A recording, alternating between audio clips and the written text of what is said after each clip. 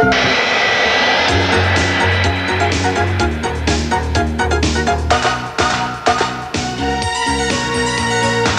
bonheur d'en face, c'est ça le vrai bonheur. C'est la joie des autres qui devient la nôtre. Le bonheur d'en face se longe au fond du cœur et fait naître un jour l'amitié et parfois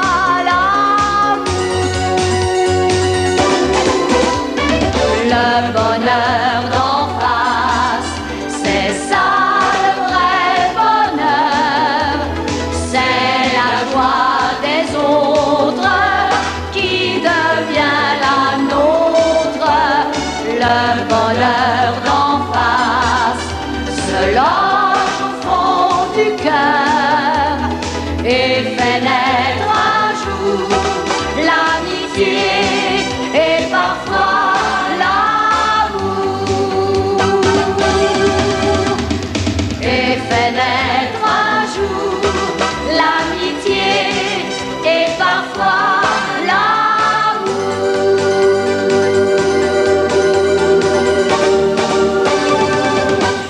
Là, c'est toi qui te les crées, les problèmes, ma chérie.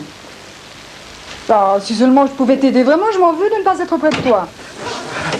Frédéric, mais je ta me doute conversation. de l'enfer que tu dois vivre, ma chérie. Frédéric, c'est parce que j'ai un Ah examen. non, non, non, écoute, je t'en prie, non, ne pleure pas, ça, je ne le supporte pas. Non, mais moi non plus. Mais il faut que je dise que j'ai du retard, sinon mon examen c'est fichu. Ah bah écoute, alors vas-y carrément. Téléphone à la presse, aux radios, je crois que c'est la seule solution. Non, excuse-moi, je ne savais pas que c'était si grave. J'attends. Quoi, qu'est-ce que tu dis? Ah non, non, non, c'est rien, c'est Jean-Philippe. Oh, ça m'étonnerait qu'il puisse t'aider, surtout dans ce domaine. J'ai un brevet de secouriste, si ça peut être utile. Bon, d'accord, je lui demande. Alors, Jean-Philippe, réfléchis bien. Dans son premier clip, Madonna était déjà blond platine ou toujours brune? Bon, ben non, je savais bien qu'il ne pouvait pas répondre. Ah ben écoute, demande à Sophie. Elle doit le savoir, elle. Frédéric, mon prof de droit, qui entre parenthèses est chauve, il faut absolument que je lui téléphone de toute urgence. Excuse-moi, j'entends pas bien, il y a quelqu'un d'autre sur la ligne. Mais je suis pas sur la ligne, Frédéric, c'est moi qui te parle. Bon, d'accord, je raccroche. Ah, voilà, je t'entends beaucoup mieux maintenant, ma chérie. Stèle vous aide à retrouver la vitalité qui est en vous.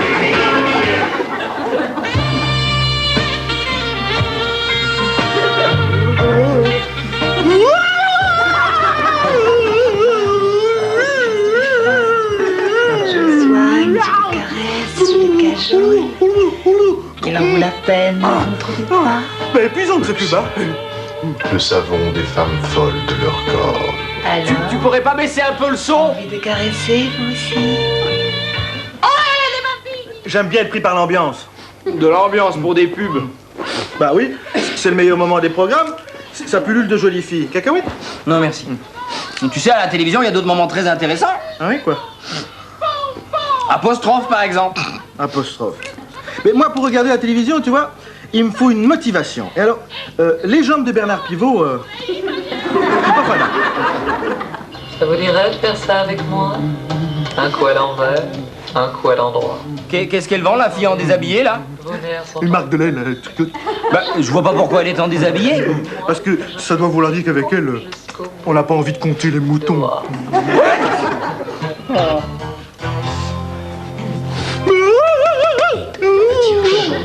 Non, mais y a pas de fille, là. C'est une publicité pour Trisadécor, un traitement pour le bois. Attends. Qui c'est qui va sortir du bois traité avec Trisadécor? Qui traite vos poiseries en profondeur. Vous voyez, nous n'avons rien à vous cacher. Oh, t'as vu son maillot de bain façon vieux chêne? Mais la plus terrible, c'est la fille qui fait un musée de 61. Plus le gars vide son verre, plus la fille se déshabille. Et elle termine nue? Bah non, il y a un glaçon qui gêne. Enfin, heureusement, il y a celle du Badouche TVA et celle du savon Chalmolive. Dis, et tes écorces de cacahuètes? Pourquoi tu les mets pas dans le cendrier? Parce que je vise trop mal, tu vois, alors à côté. Bah, mais tu pourrais te lever ou rapprocher le cendrier? Ramasserai tout après les pubs. Et puis, c'est mon tour de passer l'aspirateur, alors, hein? D'accord, mais quand même! Quoi? pense un peu à Irène. Imagine qu'elle entre maintenant. Tu crois qu'elle attendra que tu les aies ramassés, tes cacahuètes? Bon. Pas du tout. Elle le fera elle-même. Entre les Non, écoute, je pense que nous avons tous intérêt à observer Irène et essayer de suivre son exemple. Tiens, rien que sur le plan de la nourriture, il nous suffit de regarder ce qu'elle mange. Bon, d'accord, sa nourriture est parfois un peu bizarre. Mais quand elle mange proprement. Alors, essaye de faire un effort. Irène serait si heureuse de savoir que son exemple est suivi. Je compte sur toi. Primo, le diesel qui se conduit avec l'essence. Un gros poids lourd pour ma poids plume. Pidou. Bien sûr, c'est certain. Ah oui, exactement. Oh ben non, je m'en doute. Elisabeth, excuse-moi, mais je voulais téléphoner tout à l'heure et Frédéric était occupé. Alors maintenant, ça devient très urgent, il faut absolument que j'appelle mon prof. Tu peux réfléchir un peu avant de me répondre. Non, je la verrais moins frivole, plus ouverte à l'amour. Oui, elle est jeune, mais je trouve qu'elle est déjà la représentation de toute une génération. Elisabeth. Oui, elle est un peu frivole, mais... Pardon? Oh, je dirais les yeux bleus et la chevelure... Brune, je suis sûr. Pourquoi brune? Ben, parce que dans son premier clip, elle était brune. Qu'est-ce que tu me racontes? T'as vu un clip d'Agnès? Non, Madonna. Mais moi, je te parle d'Agnès, dans l'école des femmes. Ah oui. Ah non, là, effectivement, je l'ai pas vue. Non, rien. Un camarade de logement. Il croyait qu'on parlait de Madonna, tu te rends compte? Ah, tes amours! Oh. À tes souhaits, Jean-Philippe. Je suis contente de te voir. Tu vas pouvoir me donner un petit coup de main. Avec plaisir. Comment ça marche tes cours? Eh bien, ça va. Pour l'instant, je travaille sur le droit international et la Cour de justice européenne. Mais je m'intéresse aussi au droit canonique et aux dispositions concordataires données par le Concile. Et ce qui me passionne vraiment, c'est la bulle de Benoît XV. Et tu t'es fait des amis? Oui, bien sûr. 2 ou 3 que je vous présenterai très volontiers. Oh, bonne idée! On pourrait même sortir tous ensemble un de ces soirs. Ils en seraient très honorés, j'en suis sûr. Oh, nous pourrions aller visiter une abbaye cistercienne. J'en connais une où le dimanche, ils donnent des concerts de musique mérovingienne. Pourquoi pas? Non, moi je pensais plutôt à un petit cinéma que je connais où ils passent des bons films. Des films récents ou anciens? Récents, bien sûr. Des mérovingiens, ils en ont pas.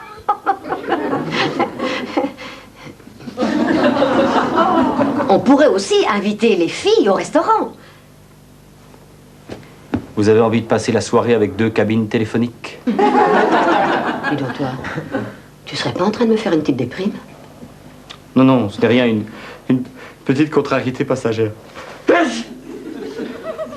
C'est ma blague sur les mérovingiens? Non, ça n'a rien à voir. Non, je crois qu'il n'y a aucun intérêt à parler du problème de vie en communauté qui se pose dans cette maison où personne ne respecte le bien-être des autres. C'est inutile. Là, je n'insiste pas. Il y a juste une petite chose que je voudrais te demander. Est-ce que par hasard, cette petite déprime ne proviendrait pas du problème de vie en communauté qui se pose dans cette maison où personne ne respecte le bien-être des autres? Si. Oh, je m'en doutais. L'intuition féminine. Et qu'est-ce que tu proposes? Une boîte à suggestions, où chacun y mettrait ses désirs, ses envies, ses indignations. Par exemple, ne serait-il pas intéressant de faire installer une 2e ligne téléphonique pour les coups de fil urgents? Ou bien ne serait-il pas possible que ceux qui prennent une douche à 5 h du matin en rentrant de la discothèque aient la décence de ne pas chanter trop fort? Et très vite, nous en arriverons à « Je signale que machin a fait ceci dans le salon, gna gna gna, signé un ami qui vous veut du bien. » Oh non. C'est le meilleur moyen pour que tout le monde se dise tout haut des choses que personne ne pense tout bas. Nous avons tous nos défauts, mon petit Jean-Philippe. Moi-même. Oh non, pas vous, non. Ah si, moi-même. Oh non, alors vraiment pas vous, non.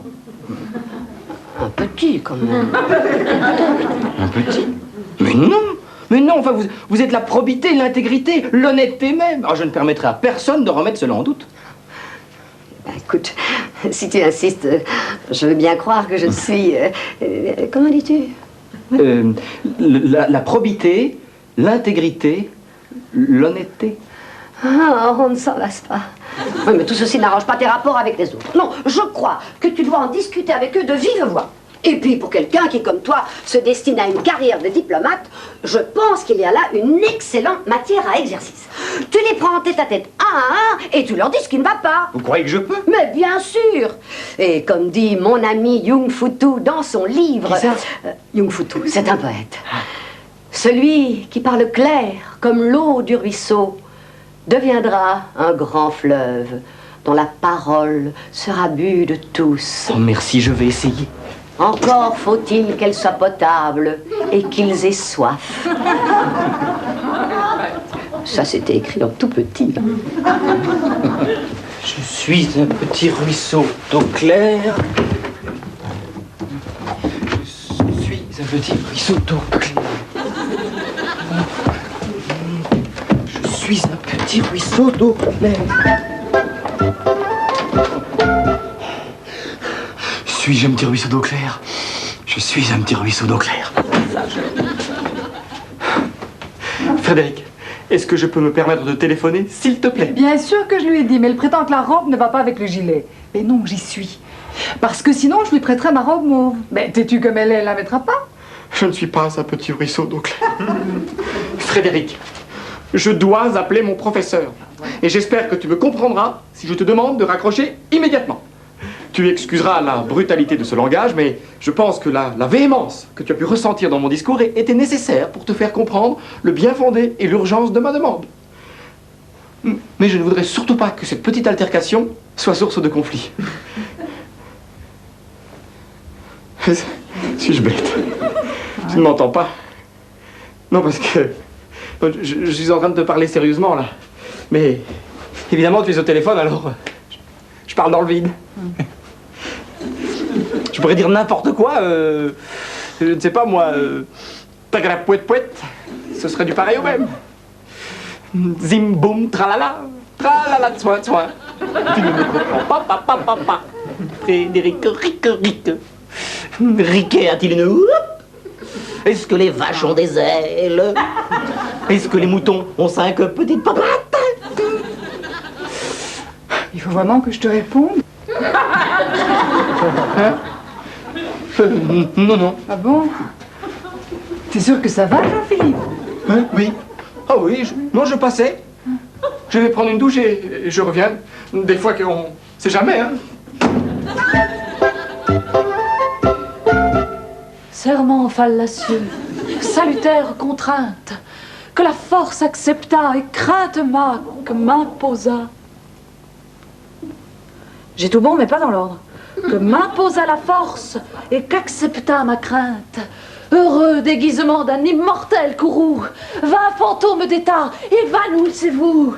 Si d'un péril pressant la terreur vous fit naître, avec ce péril même il vous faut disparaître, semblables à ces vœux à l'orage formés, des virgules, et pas le moindre point à l'horizon. Elisabeth, excuse-moi de t'interrompre, mais je tenais à te remettre ces quelques objets qui sont les tiens, je suppose. Oui, mais tu les déposes où tu veux. Oui, d'accord.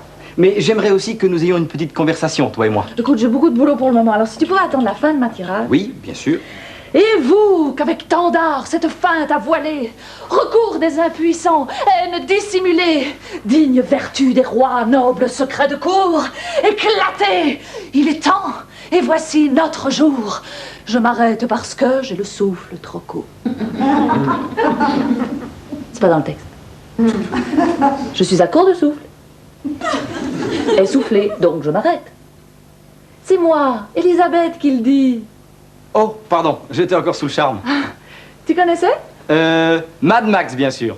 Mais non, Rodogune de Corneille. Et moi, je suis Cléopâtre. Ah, voilà. Mais ça doit être le gros pull qui m'a induit en erreur. C'est une idée à moi. Je me suis dit qu'elle devait pas avoir si chaud que ça, Cléopâtre, dans ses pyramides. C'est intéressant. Mais je ne venais pas précisément pour te parler théâtre. Mais je voulais t'entretenir de notre vie en communauté. Sais-tu où j'ai trouvé tout ceci? Dans la baignoire. Tu le savais? Bien sûr. Bon, Elisabeth, rien ne t'empêche de ranger tes affaires. On ne s'y retrouve plus dans cette maison. Irène est la seule à faire des efforts dans ce sens. Elle serait donc en droit de se fâcher. Eh bien non, pas le moindre reproche. Alors, à nous de lui faire honneur. Et puis, si on ne s'efforce pas à avoir un minimum de rigueur dans notre intimité, comment en avoir dans notre métier? Je te le demande. Sur ce point encore, Irène constitue pour nous tous un excellent exemple. Bien. Je te laisse à tes occupations. J'espère que tu sauras tirer parti de ces quelques conseils. Parce que c'est important. Ça doit être un gars comme lui que Cléopâtre assassine au 5e acte. Ah ben moi aussi, je suis ravie de t'entendre, ma chérie. Non, je l'ai pas lu, non. Ah bah, et en résumé, ça parle de quoi, guerre et paix?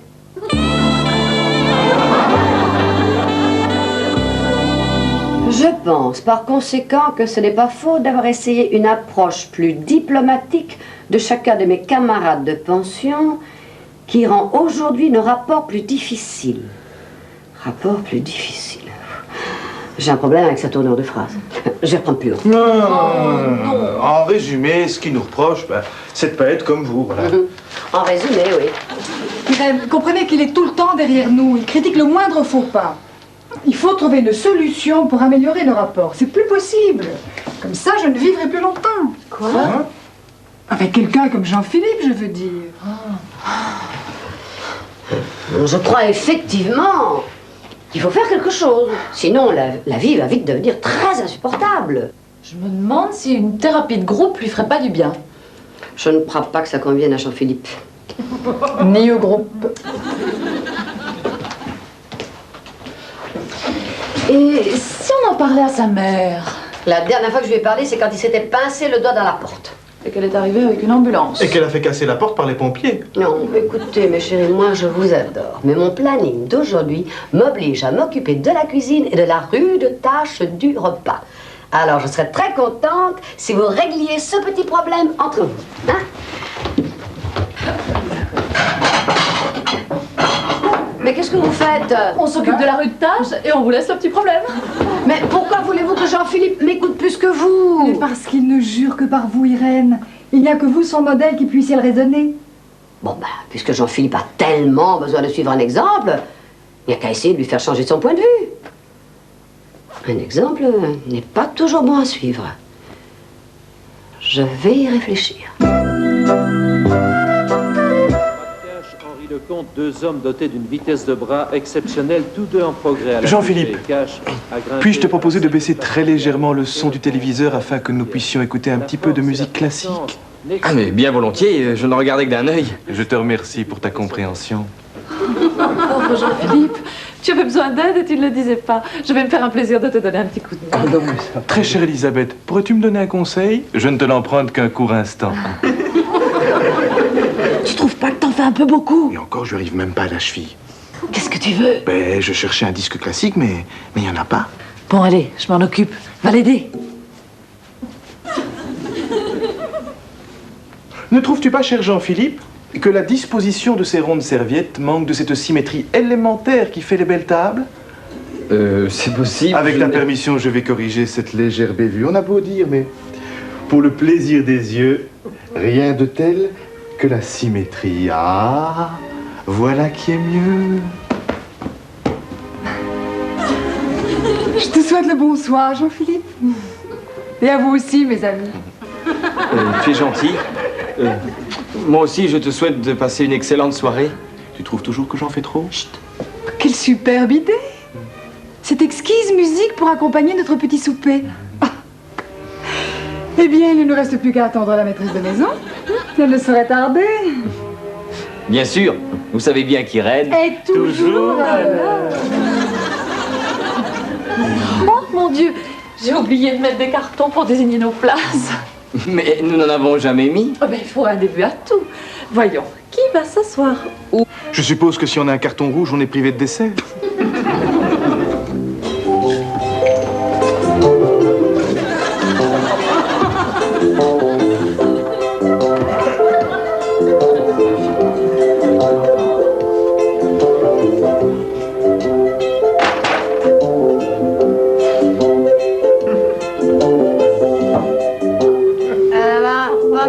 Que ça finisse cette connerie de journée de merde. Alors là, permettez-moi de manifester mon indignation, mais je trouve que ce langage de charretier sied très mal à notre petite communauté. Je ne crois pas me tromper en vous disant que mes camarades et moi, nous aurions droit de votre part à un peu plus de tenue. Je vous ramène une autre assiette et le hors-d'œuvre par la même occasion.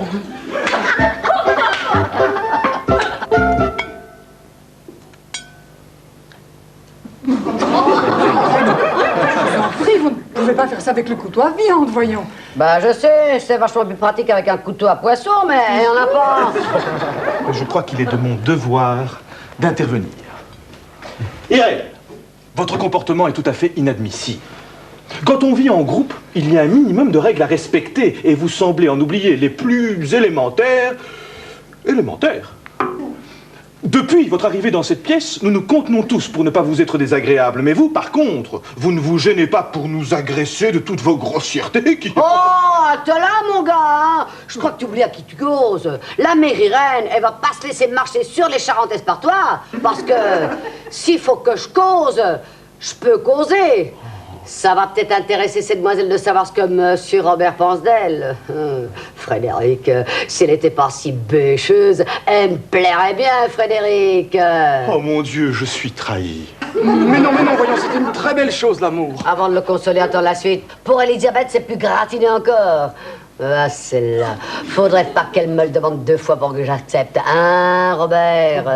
Quoi? Tu as dit ça? Enfin, Jean-Philippe, tu vas pas croire un mot de ce que dit cette... Enfin, elle, j'ose même plus l'appeler Irène, moi. Oh non, bien sûr, non. Eh ben, on peut dire que tu l'as vite retourné ta veste. Et tout ça à cause de qui? À cause de l'autre, là. Ah, tiens, j'ose même plus dire son nom. Oh, ça c'est trop fort. Non mais tu es témoin, tu as vu comment elle nous traite. Oui. Enfin, non, enfin, c'est-à-dire que c'est peut-être à cause de la charcuterie. La charcuterie. Elle a bon dos, la charcuterie. Elle profite de notre silence. Alors toi, écoute-moi bien, tête de quoi? C'est un cauchemar. Parce que, parlons-en de ton silence.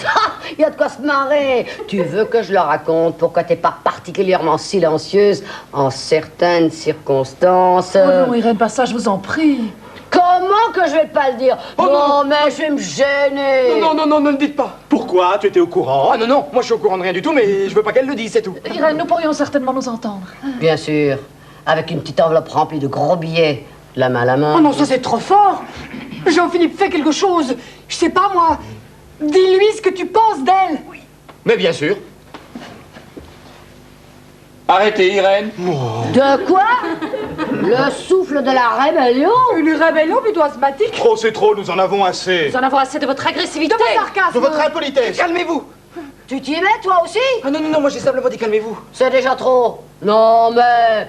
sans blague. Irène, attendez. Ne bougez pas.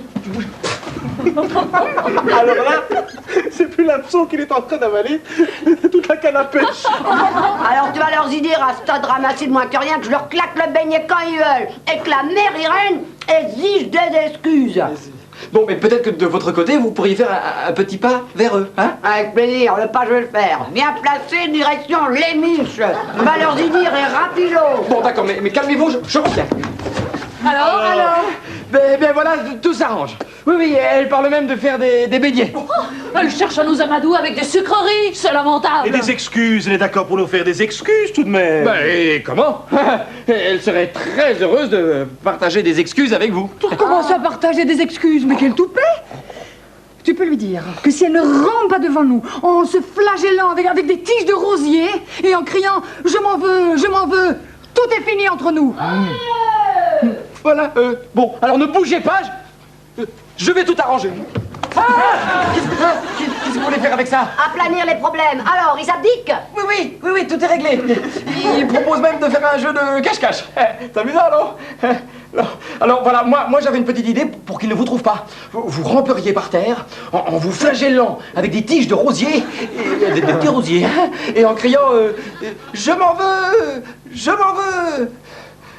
Pas mal, non? Bon, je vais en finir moi-même. Écoute, Robert, tu es vraiment idiot. Il a cassé.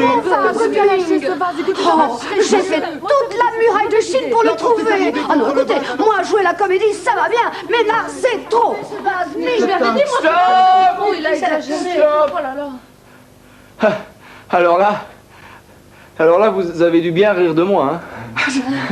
Alors là, vraiment, vous êtes... Mais alors vraiment... Oui, c'est Jean-Philippe. Vraiment petit. Oh, mais c'est ça, et ça continue. Non, mais dites-vous bien que là, vous me faites... Non, mais vous me faites... Oh, si vous saviez. Évidemment, on voudrait tellement le savoir. Ah, mais vous allez le savoir, hein. Et ça va faire mal, bande de... Abruti, taré, salaud. On ne souffle pas. Bah, tu t'y mets, toi aussi, Irène. Ben voilà. Ah bah oui, vous avez bien entendu, j'ai dit tu à Irène. Oh, c'est lamentable. Tous des abrutis. Il n'y en a pas un qui vaut mieux que les autres. Tous responsables. Hein. Et toi aussi. Enfin, vous aussi, tu es responsable, Irène. Oh, je sais plus ce que je dis. Oh non, mais je sais bien pourquoi vous criez. Hein. Les nerfs lâchent. La peur vous envahit. On rit jaune. Oh, je te demande pardon, ma madame, tu peux arrêter. Tu as été super. Tu crois ça? Génial, vraiment. Non, mais je suis en colère, là. Je vous pousse à bout, là. On a compris, on aime. Mais je veux dire, je suis vachement dangereux, hein. Non, mais je peux avoir des réactions imprévisibles. Au cas où.